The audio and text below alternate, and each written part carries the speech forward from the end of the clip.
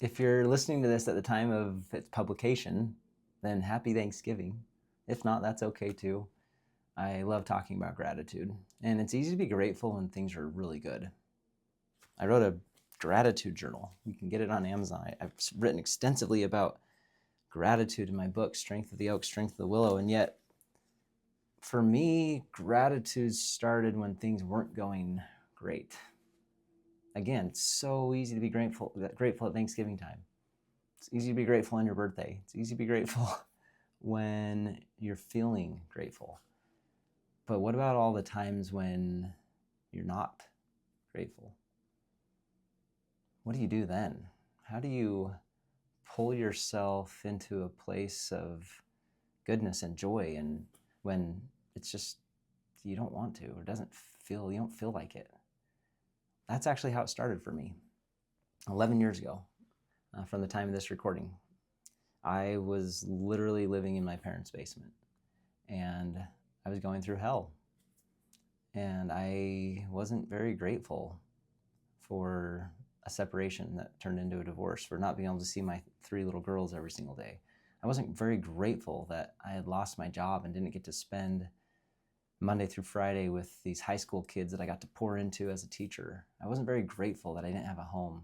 I wasn't very grateful that my savings were being drained. I wasn't very grateful that I had to have my dad take me to the grocery store and help me buy groceries for $53. And I filled up with gas and had $9 in my tank.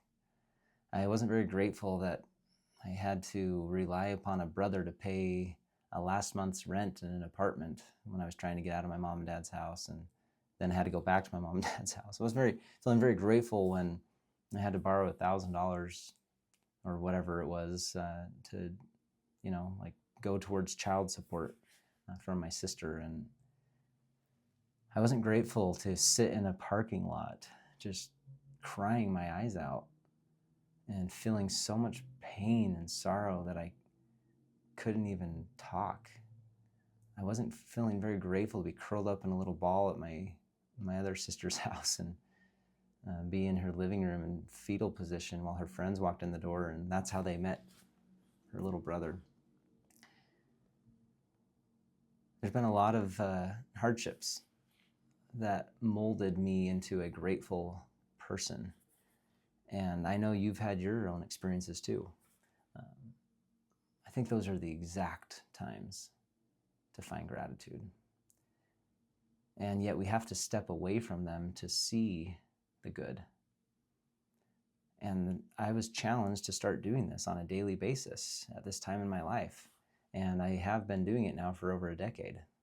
I'm probably 97%. I'm not perfect. I don't hit every single day, but most days I do. And if I miss, I usually go back and I look at that day and I find what I'm grateful for.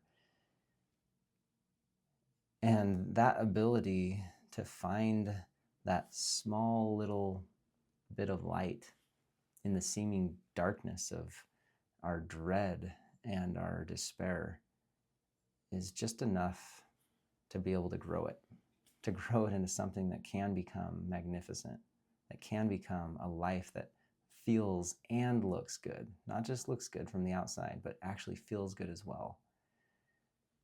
So that's what I did. I started writing what I was grateful for. And sometimes it was something as simple as I'm grateful that I have shoes on my feet. I'm grateful that I have a bed to sleep on, even if it is my parents'.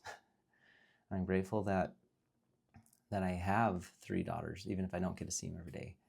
I'm grateful that I do have a brother willing to help me pay my last month's rent, and he cares for me enough to help me in this situation. I'm grateful that I do have a sister that has stored cash at mom and dad's house for emergency situations like this to help me pay my child support. I'm grateful.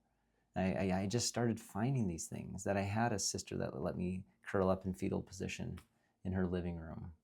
And I just started writing down what I was grateful for, finding that little glimpse of good.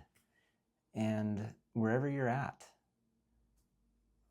I don't know where you're at while you're listening to this, but wherever you're at, you can find that little golden thread. And when you start pulling on it, you'll find that golden thread is actually woven through your entire life. I've talked to people as I've coached over the years that have been in some of the most dire circumstances, things that I would never trade for what I've been through. I think of the Viktor Frankls of this world. I think of the Nelson Mandelas.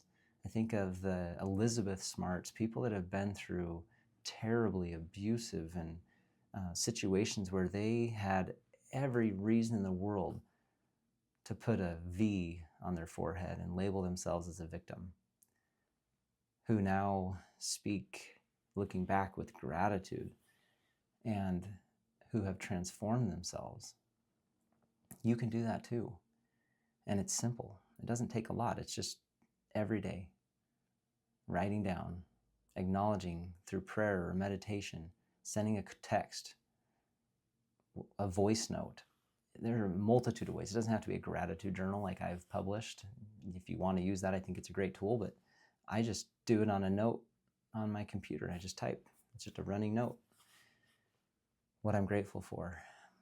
And gratitude, I'm sure you've heard it said before, Melody Beatty, gratitude takes, she says, gratitude takes what we have and turns it into enough.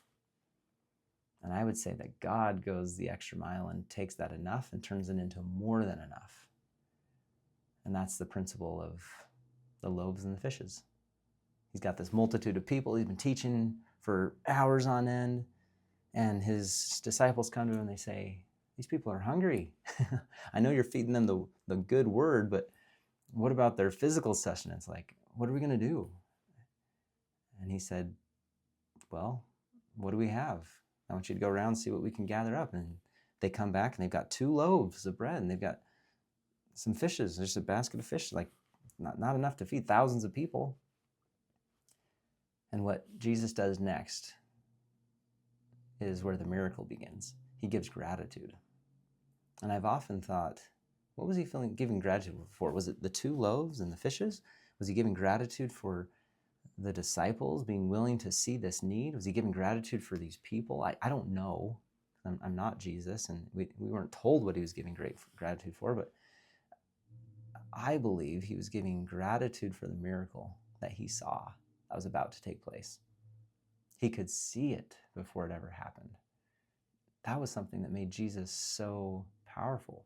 He had that ability to see things that no one else could see. And he had the belief that his Father would create the magic to produce the miracles. That faith, that belief, that knowingness. And so I invite you to start giving gratitude, not just for the good that you can see, but for the good that you can't, that you're creating. Give gratitude for that future self, for that future miracle. Put that energy of belief into a place where faith takes you into knowingness. You want to be grateful? You want to give thanks this Thanksgiving season, or whenever you're watching or listening to this? Give thanks for what isn't here. That's where the miracle starts. Put yourself into that place of belief, that faith and knowingness, knowing that it's possible. And then letting go, completely surrendering with these simple words. But if not, thy will be done, right? It's your will, God. It's not mine. And yet I know you can do this. Let's give gratitude for what we're creating that isn't here yet. And watch your life transform. Thank you for watching and listening today. I trust this has been helpful and that there's someone that you know that needs to hear it. Pass it along. I promise as you give something to another, you multiply your thanks to the person that created it, whether that's God or me creating this video. Pass it along. Give that gratitude. Make the miracles happen.